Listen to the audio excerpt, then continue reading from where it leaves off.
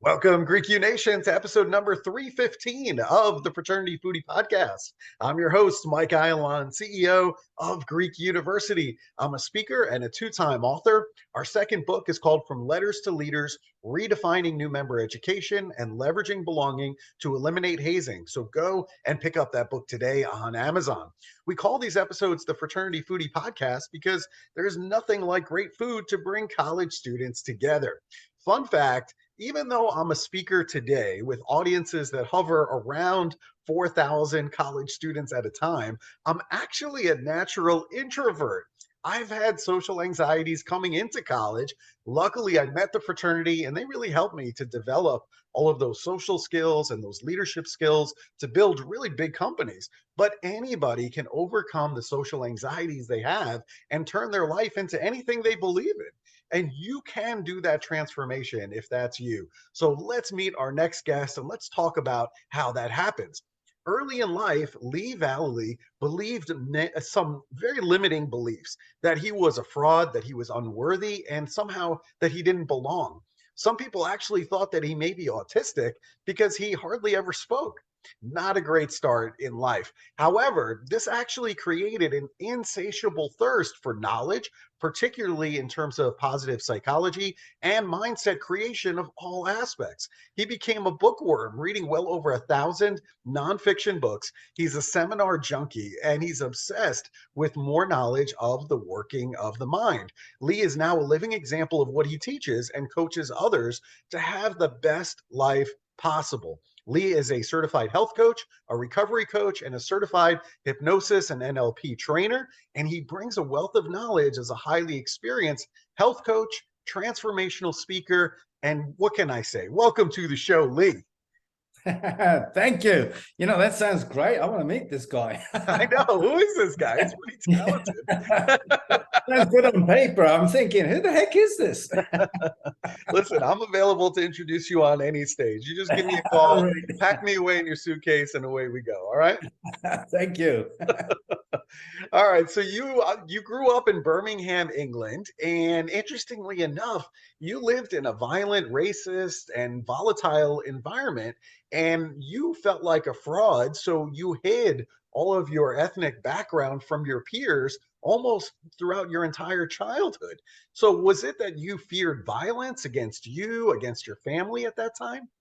Oh, yeah. I was a big ball of fear as a kid. I mean, my early life, even when I think back now, it's amazing. I teach this stuff, and yet still just hearing that there's a few triggers. Like, I'm 106 now, and I still have these triggers going on in those times. I saw a film recently, and there was this little Indian kid who's going in England and seeing all the marches. I remember the marches going through, and that fear inside, it was horrendous. And it created a lot of limiting beliefs, as you can imagine, mostly that I didn't belong. And I carried that throughout my life. It was amazing how those triggers just stick with you if you don't know where your experience is coming from. Yeah. I mean, when you talk about those marches in England, it makes me think about Charlottesville in Virginia and the marches that were going on there here in the United States, and what children that saw that on the news or in the newspapers, what they were thinking about, if maybe they feel like they're not welcome here. And so there's a lot of, I think, parallels in terms of what you saw when you were as a kid, and even some of the things that are happening today in the United States and really all over the world. So really, really fascinating discussion. And so now for more than 20 years, now you're this transformation coach. You specialize in anxiety and phobias. Interestingly enough, you have a 100% success rate among your clients in the UK and nearly 100% in the United States. So I'm wondering, how do you achieve such a high rate of success? Well, the easiest way to show why I've got a good success is why I've got such a bad success in America. That doesn't sound good, but it was just one. Now, you got to remember, I taught phobia cures, and I had 100% success rate. You could wake me up at 3 o'clock in the morning and say, Lee, can you get rid of this phobia? Yeah, no problem. I can do it, right?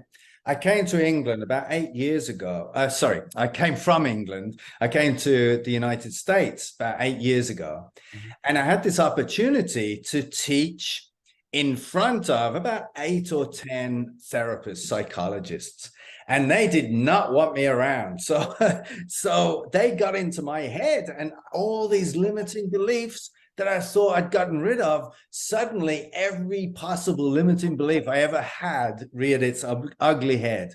So something that I could do in my sleep, I started doubting myself. So I performed on, did the phobia cure on one of the therapists who wanted me not to be successful. And lo and behold, it wasn't. But what it showed me was the power of our mind, how I could completely and utterly do this every single time. And yet, because I got so much in my head, I messed it up. I messed it up. And it sounds so obvious on a superficial level, but it showed me what was going on internally. And it really taught me a good lesson, a very painful lesson. I had to work on a phobia of therapists after that one, I tell you. Well, hopefully you get over that phobia. I Yeah. certainly hope so. I mean, so all right, you have this upcoming book. It's called Kick the BS Out of Social Anxiety, Releasing the Socially Distant Self. And this is really an in-depth manual on overcoming social anxiety at a time when the majority of people across all age groups suffer from these lingering effects of isolation and a challenging global environment as we're coming out of this pandemic. Why did you even write the book? Yeah, that was a real inspirational moment because throughout my life, I've been dealing with this stuff for a long time, and each time I thought I've got the answer. I've got the answer. And what happened during the pandemic was I had time on my hands, and I did this little thing. I think it was Julia Carmen. Anyway, it was this little exercise where now in this middle of the pandemic, no TV, no reading. I am an absolute bookworm. I can't go a day without reading. No reading, no anything. And I had all this time on my hands. And all of a sudden, this inspiration came to me. Now is the time to write the book. Because when is the time? You never find that time, right? But that was it. And it was such an inspiration. It poured out of me. Now, I can't say it poured out of me and it was perfect. And you could read it right now. No. It needed a lot of editing. I couldn't understand half the things I said a lot of the time. However, it was that inspiration. And it was beautiful in the sense that that's what I teach. I want people to live an inspired life. But what happens is we get in our heads, we get in the way, and that's literally what we're doing. We're just getting in our own way. And what the book is about is how to get out of the way, just to simply be. Can you imagine that? Just simply being. Yeah. Sounds great to me. I tell Oh, you what. I forgot to say, by the way, there's one important point there. I called it Kick the BS because I was using a play on words, BS, belief systems. I've actually called it now Kick the shit out of anxiety. And the reason is because the stuff, right? This stuff is the stuff that we think that we are. Yeah. It's all the belief systems, the values, all that stuff, all those doubts and fears that we've had in our minds. And once we can clear that, we actually see the diamond within, the diamond who we truly are, our authentic selves. So the book is really about being comfortable in your own skin. Yeah. When you're comfortable in your own skin, you can go anywhere. You might not be comfortable in an environment, but you'll still be comfortable in your own skin. And what happens is everybody else around you is comfortable then. And I feel that from you, Michael, by the way. You've got a lovely energy about you. It's amazing, isn't it? When you're around people, you feel that, you feel that energy. 100%. Well, thank you very much for the compliments. And listen, I'm happy you got a chance to write that book during the pandemic. For us, we felt the same way. I mean, really a lot of these college campuses were shutting down, big events were closing.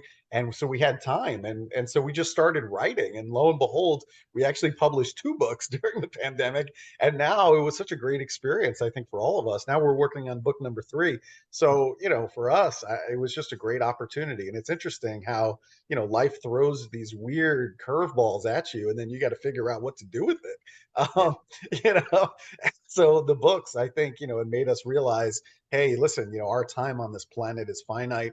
Let's do what we can to put it down on paper so that way future generations can benefit from it. And I see you've done the same, which I think is fantastic. Well, all right. So give us some simple steps that our college students who are listening right now, how can they conquer their own social anxiety? Yeah. It seems like a daunting task, doesn't it? Hmm. And what I've found is now hear me out on this. It is so simple. It's so simple. Now, I didn't say it's easy, because it's simple in the fact of just seeing what is happening. What is happening is that we are reacting to an external trigger that's creating an internal response. Now, that sounds all technical and stuff, but it's a simple thing. When I used to go into a social environment, I would think, now not logically, of course, but I would think everybody's out to kill me. It was like the worst case possible. So a simple thing is understanding where our experience is coming from. So once we understand that we will have these feelings inside of us, it's a bit like, now I know, obviously, none of your listeners have ever experienced having a hangover, but if you know anybody who's suffered a hangover, right? Yeah, not me. If you didn't know what a hangover was, you'd be in an emergency room, you'd be thinking you're going to die, right? Mm-hmm. Well, this is what's happening to us when we get into this anxiety state. This social anxiety feels like we're going to die, or there's imminent danger, because we've activated this fight or flight. But when we realize what it is, it's a hangover. We'll still have an aspirin and feel sorry for ourselves, but we won't be in that state of thinking we're going to die. It's the same with social anxiety. When we step back just slightly, just having that understanding. Now, as a consequence, the techniques, I could give you thousands of techniques. Just simply maybe going for a walk, just simply breathing. There's a great box breathing technique. It's 4-4-4-4. So you inhale for 4, you hold that breath for 4, you exhale for 4, and you hold the out breath for 4. And you just keep repeating that. And what that does is it slows down the mind, because you're focused on, the counting. Mm-hmm.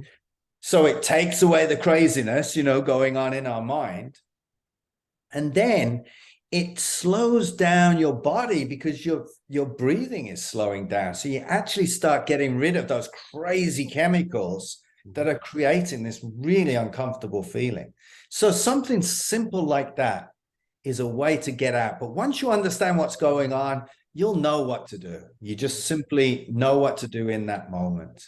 Yeah, I like that a lot. That's some great advice there. It's kind of like when I'm getting kidney stone pain. The first time I had kidney stones, I thought I was going to die. I was like, all right, that's it. This is over. And then once you realize what it is and you understand how to treat that and what you need to do, then when it comes, you're like, okay, I got this. Like, I know exactly what I need to do in this situation. And so the same thing's true for the social anxiety. Love the breathing, the 4 seconds in, the 4 seconds out with the box. Fantastic. All really, really great stuff.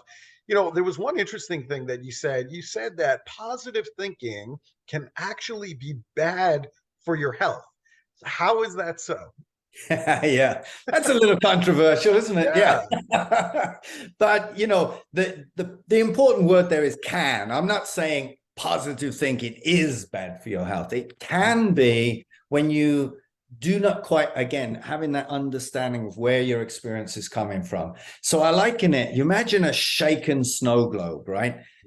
And the snow is the thoughts in your mind. You imagine your mind like that shake. I don't know if you've ever experienced anything like that, right? Where your mind is just going crazy with thoughts. Now, picture this. you cannot change a thought. That's like saying, I'm going to change this desk back into a tree. You can't do it. No. A thought is a thought. It's a creation, just like any other creation. It's a creation. It's got legs, so to speak. You cannot change it back. So what we try and do is try and push positive thoughts in to the shaken snow globe that's already. Now, when you've got a shaken snow globe, you are anxious, or you can even say depressed. It's a combination. Stressed, any overwhelm, all of these words that we use for this overload of thoughts. So if you start trying to put extra snow in your shaken snow globe, what happens? You're even more overwhelmed. You're even more anxious. You're even though it's positive. Now, here's the thing that most people don't realize, simply because we don't feel it. Our natural state, and I said natural, our natural state is positive. You don't have to struggle with getting positive thoughts if we get out of our own way. But I would ask probably 99 out of 100 people, if you were to just back off a little bit and just allow your thoughts to go, what would they be? They'd say negative. But that's because it's learned behavior. We've learned to trigger ourselves, to keep safe, to put barriers up, that sort of thing. But when we realize our natural state is positive, we don't have to really stress and struggle to get ourselves into a positive state. We just did get out of the way, breathe. Just breathe. I love Just it. breathe. Absolutely love it. That could be a good tagline, couldn't it? Just breathe. Breathe. That's it. That's it. So, it's interesting. I love the sport of tennis. I grew up in the New York area. So, the US Open was always very close for me. Of course, you had Wimbledon, which is a fantastic event. And you actually worked with some of the elite young tennis stars on mental preparation for Wimbledon. I mean, what was that like? Oh, it was phenomenal. I mean, first of all, I was almost going to correct you. What do you mean a great event? It's the event. It's the event. It But is. that's the English coming out of me. I understand. I get it. But yeah, they were oh my gosh. I mean, I had the most fun time because, again, these kids are teenagers and younger, and they haven't had that baggage and I'm not putting everybody in this category, and then I say that we've got, right?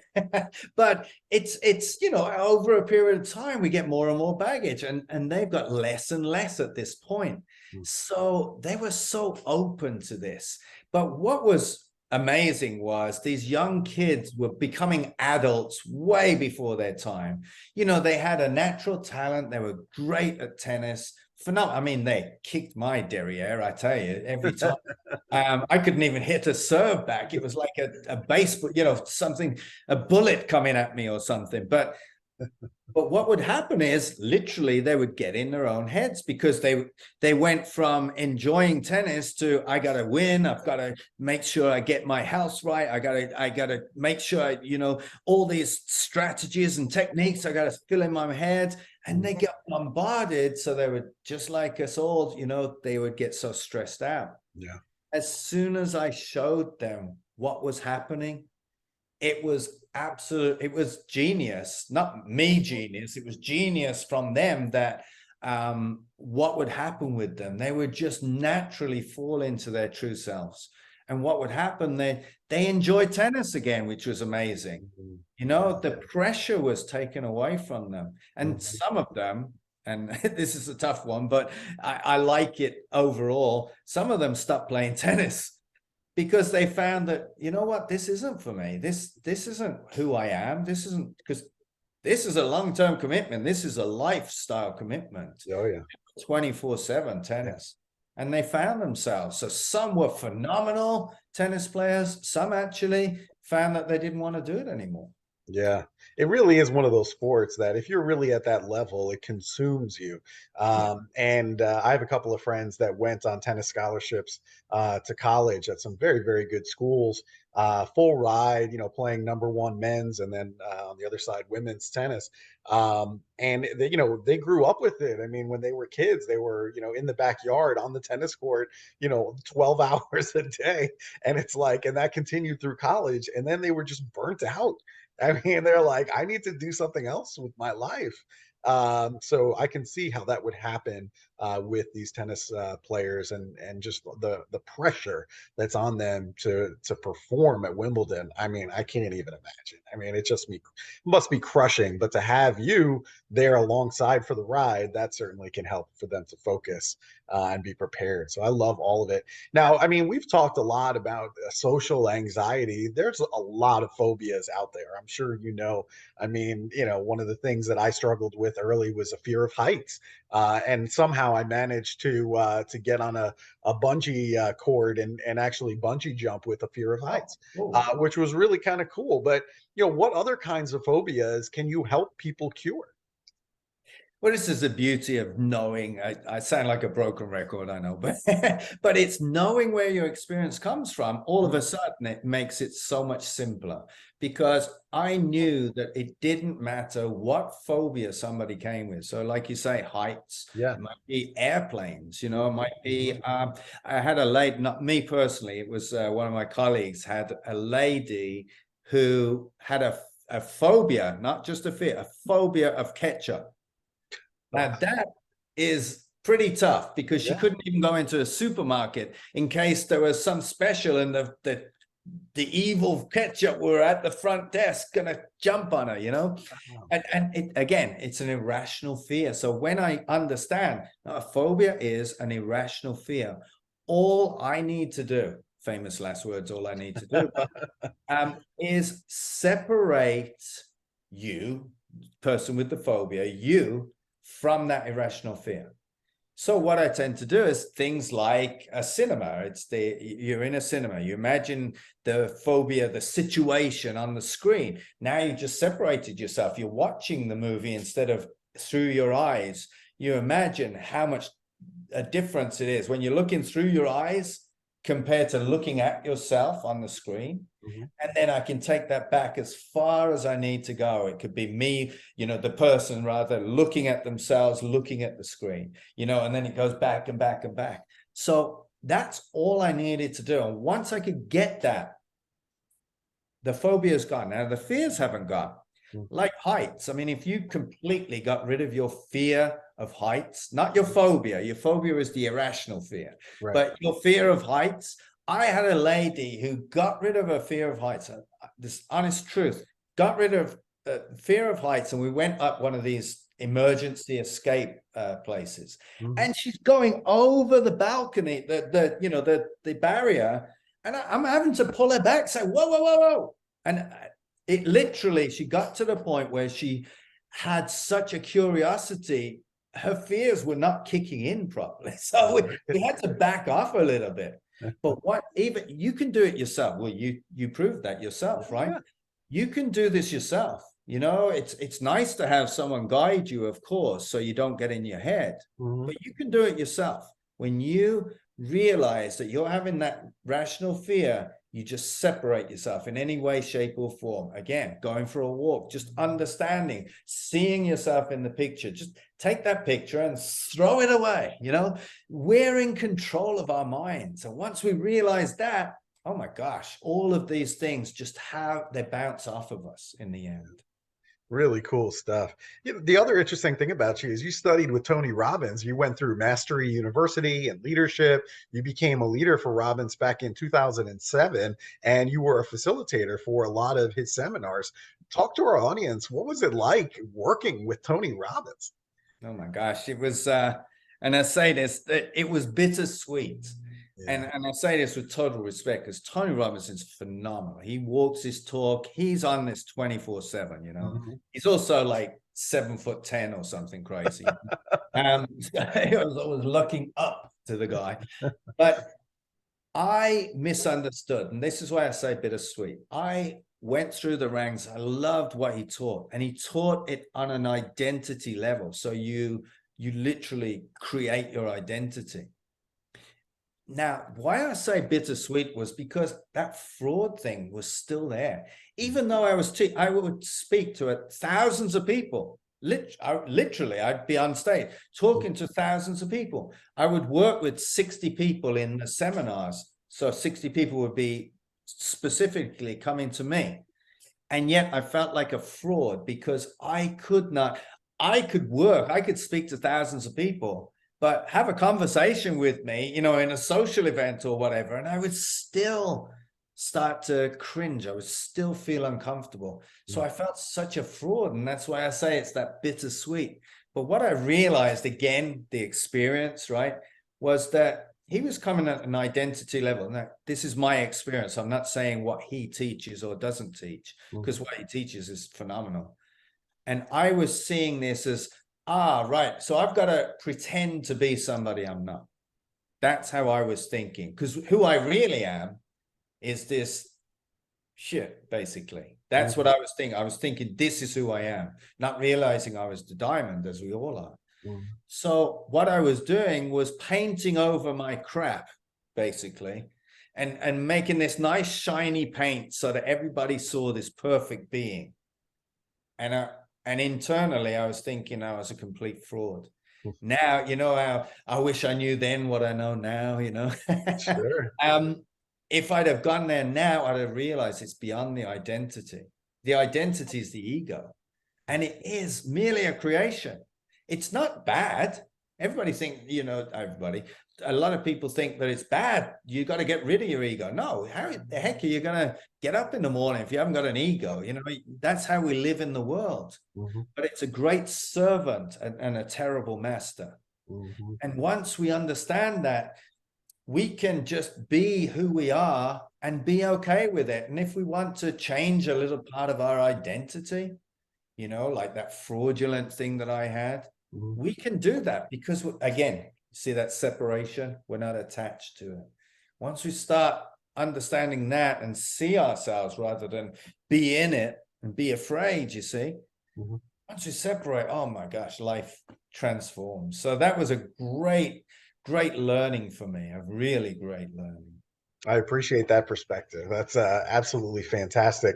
Now, there's a lot of people in my life. I'm not going to out them on the podcast, but they absolutely hate Mondays. And you can tell they're like going into a period of mourning on Sunday nights, And so I'm wondering from your perspective, how can the college students who are listening right now, how can they create this mindset and the energy that they can go out and achieve their goals? So much so that they jump right out of bed on Monday morning, can't wait to hit the ground running. Fantastic. Yeah. You know what? I tend to use bookends. What I mean by that is morning and night, right? So the rest of the day, you never know what the heck's going to go on. Right. But you've got control of when you wake up and when you go to bed. So a simple routine that I use to this day, actually, it's actually, it's what I teach, but it's what I do myself, is I imagine a whiteboard, like a big whiteboard, and you get one of those markers, make sure it's a dry marker, right? Yeah. And you imagine writing all the thoughts in your head. Now, you imagine it as a bit hazy, so you don't want to get stuck in that detail thing. Oh, am I getting every thought? So you're just imagining yourself writing on the board and throwing photos and videos and everything that's in your mind, throwing it on this whiteboard, and you're drawing. Then you get the magic eraser, right? And this is a powerful eraser. It's not like one that we normally use and leaves smears and stuff. It's a real powerful eraser, and you erase the whole thing. Now what's happening is you've created a calm mind. You created a blank slate so that you can now go to sleep calm and collected, right? This allows inspiration to build up within you. And of course, natural sleep. That's the ultimate, right? If you want to wake up with energy, you want to have a good night's sleep. Then in the morning, what I tend to do and I advise is, the same again. Now, you might have had inspirational thoughts, which is great, and they'll be bubbling up, which is phenomenal. A lot of us, including myself, even now, can wake up with some anxious thoughts. And what I do, write on that board again, write it on, write it on. We're talking seconds, you know, it takes me longer to tell you. Write it on, write it on, write it on, erase. Then any inspirational thoughts will come back onto that whiteboard. And that's how you'll start your day. Imagine you're starting your day with these inspirational feelings. Then just very quickly, one more is as you get out of bed, just give yourself a little bit of space, close your eyes, make sure you're not going to fall over anything. And imagine stepping into your role model. So anybody with the type of persona that you want, imagine someone with tons of energy and tons of vitality. I imagine Tony Robbins still. And it's funny because, you know, I have to reach up a little bit. I feel like I'm a foot taller when I do this, you know, sort of stretches out my spine. And then maybe another role model, maybe 2 or 3 if you wish. Then drop into your ultimate self. Imagine yourself with all this persona, because remember, it's made up. All this persona, all this energy, and that's how you start your day. You talk about, you'll be saying TGIM, I tell you. You'll forget TGIF. TGIM. Yeah, that's a great exercise. I really, really like that a lot. I'm going to have to remember that one. To just talk to some of the people in my life that are dreading Monday mornings.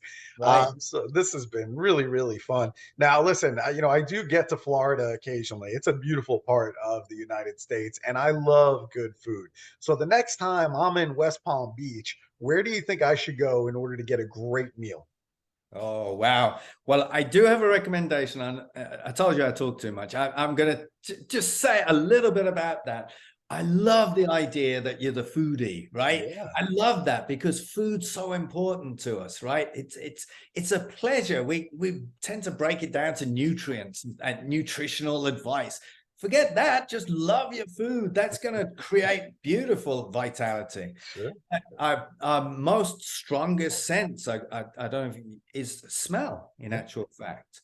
And so I advise everybody, I do this myself, to just smell the aromas as you go to a place, and your instinct will tell you exactly where you want to go, what you want in that moment. But having said that, I will say, and the many places here, but there's a place called Buchan. And the chef there is so creative, is an absolute genius. And he changes his menu quite often, you know, and I love that because I love trying new things and new ideas. And he's like a little scientist, puts things together that you wouldn't expect. Yeah. So that's my advice to you there. That sounds fantastic. I love a creative chef that is going to surprise you every time you sit down at his table. I mean, there's nothing better than that. I mean, you get to see his creative genius at work, and you're like, oh my God, I never thought about putting these two foods together, but somehow it works magically. That's really cool. All right. So if our audience members want to contact you for coaching, maybe they want to get over some phobia, some fear that they're experiencing right now, where should they go to connect with you?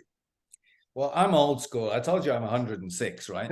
You're not So 106. probably the best place is Facebook. You know, I mean, nobody goes on Facebook except me now. But yeah, just look up Lee Vallely on Facebook. I'm always there, and I'm always open to questions. I love to chat with people. I'm always open for that. So that's a good place. I'm also Instagram. I can't even remember the name of it. Spread Love Happy Lee, something like that weird. But I would say go to Facebook. And if you want to check out my website, it's www.shifthappens. I love that name. .global. You see, I can't just do .com. I want to be global, right? Global. So I like it. Shifthappens.global. All right. I think our listeners can definitely do that. They can go to shifthappens.global. You know, I don't even think they even know what Facebook is. They don't use it. They don't like it. It's not on their phone.